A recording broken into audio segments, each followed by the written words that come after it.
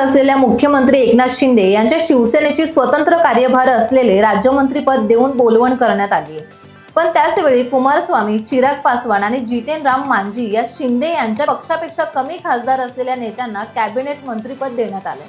यावरून भाजपने महाराष्ट्रातील शिंदे आणि अजित पवार या दोन्ही मित्र पक्षांना फारसे महत्त्व दिलेले नाहीये, अशी राजकीय वर्तुळात चर्चा होते. एकच खासदार असलेल्या राष्ट्रवादीच्या अजित पवार गटाला राज्यमंत्रीपद देण्याची तयारी दर्शवून अजितदादांना फारसे महत्त्व देत नाही हे भाजपने दाखवून दिले.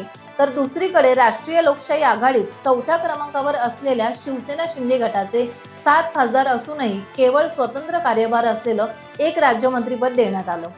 मात्र त्याचवेळी 5 खासदार असलेले चिराग पासवान, 3 खासदार असलेले संयुक्त जनता दलाचे कुमारस्वामी आणि केवळ एकच खासदार असलेल्या बिहारमधील हिंदुस्थानी अवामी मोर्चाचे जितन राम मांझी यांची कॅबिनेट मंत्री म्हणून नियुक्ती करण्यात आली आहे. यावरून भाजप राज्यातील शिंदे आणि अजित पवार गट या दोन्ही मित्र पक्षांना फारसे महत्त्व देत नाही हेच पुन्हा एकदा अधोरेखित झाले.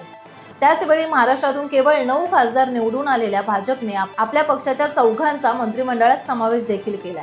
भाजपकडून फारसे महत्त्व मिळत नसल्याचे स्पष्ट झाल्यामुळे भविष्यात शिंदे आणि अजित पवार यांची राजकीय वाटचाल अधिक बिकट आणि आव्हानपूर्वक ठरेल, असं राजकीय जाणकार सांगतात. टाइम्स डिजिटलला लाईक करा, सबस्क्राईब करा, शेअर करा आणि बेल आयकॉन दाबायला विसरू नका. पाहत रहा टाइम्स डिजिटल.